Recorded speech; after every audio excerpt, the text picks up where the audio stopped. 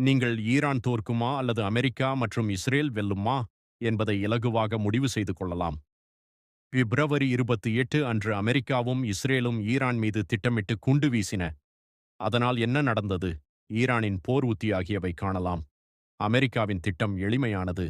உச்ச தலைவரை கொல்லுங்கள், கட்டளை அமைப்பை அழியுங்கள், ஆட்சி வீழ்ச்சியடையும் வரை காத்திருங்கள், மக்கள் ஆட்சியை கைப்பற்றுவதை பாருங்கள். இதுதான் அந்த திட்டம். அது ஈராக்கில் வேலை செய்தது. அது லிபியாவில் வேலை செய்தது. அது சீரியாவில் வேலை செய்தது.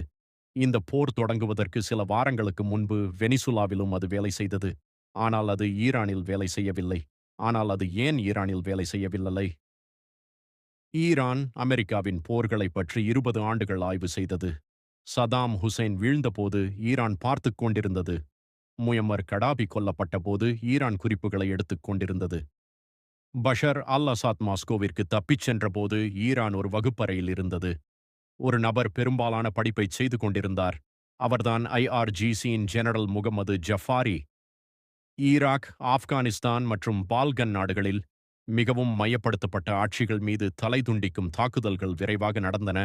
மேலும் சில வாரங்களுக்குள் போர்க்களம் வாஷிங்டனுக்கு சாதகமாக மாறியது என்பதை அவர் கவனித்தார். மேலும் அவர் ஒரு கேள்வியை கேட்டார். அது எல்லாவற்றையும் மாற்றியது. இது எப்போதாவது நமக்கு நடந்தால் நாம் என்ன செய்வது?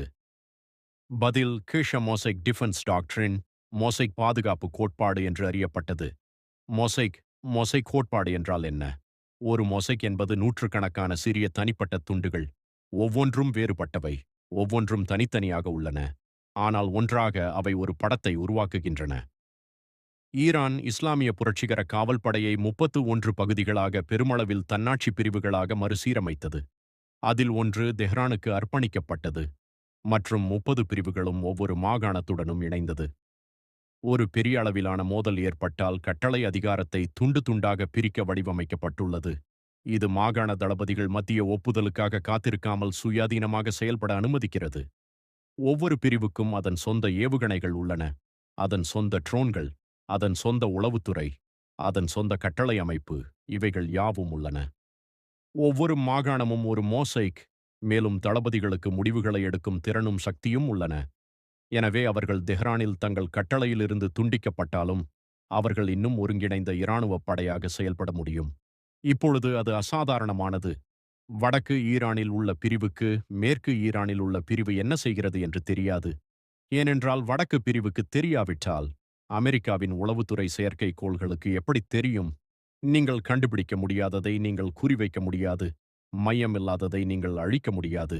இதனால் தான் அமெரிக்காவின் தலை துண்டிக்கும் உத்தி தோல்வியடைந்தது. அமெரிக்காவின் விளையாட்டு புத்தகம் எப்போதும் ஒரே மாதிரியாக இருக்கும். அதுதான் இது. தலையை கண்டுபிடி, அதை வெட்டு, உடல் சரிந்துவிடும்.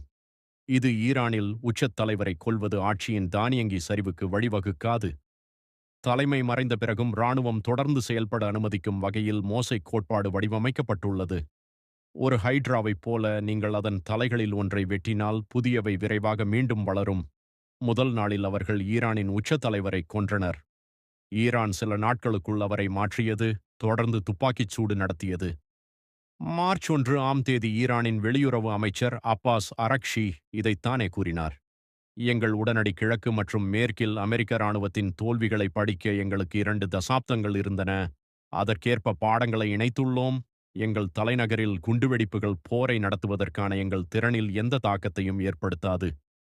பரவலாக்கப்பட்ட மோசைக் பாதுகாப்பு போர் எப்போது, எப்படி முடிவடையும் என்பதை தீர்மானிக்க எங்களுக்கு உதவுகிறது.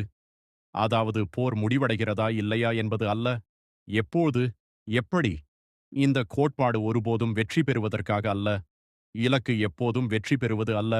சில நேரங்களில் இலக்கு வெற்றியை மிகவும் விலை உயர்ந்ததாக மாற்றுவதாகவும், மறுபக்கம் அதை மதிப்புக்குரியதாக முடிவு செய்கிறது. மோசைக் கோட்பாடு அதற்காகவே உருவாக்கப்பட்டது. இந்த உத்தி அமெரிக்க மற்றும் இஸ்ரேலிய வளங்களை முழுமையாகச் சுரண்டி, அவர்களை பொருளாதார ரீதியாகச் சிதைத்து, போரை அவர்களின் மக்கள் மீது திணித்து, இரு தரப்பிலும் அதை மிகவும் செல்வாக்கற்றதாக மாற்றுவதையே முழுமையாகச் சார்ந்துள்ளது. இந்த வகையான வெற்றிக்கு ஒரு இராணுவச் சொல் உண்டு. பைரிக் வெற்றி, பைரிக் விக்டரி என்றால் என்ன? நீங்கள் வெற்றி பெறுகிறீர்கள். ஆனால் அந்த வெற்றியின் விலை மிகவும் பேரழிவானது. போரிடாமலேயே இருந்திருக்கலாம் என்று நீங்கள் வருந்தும் நிலை ஏற்படும்.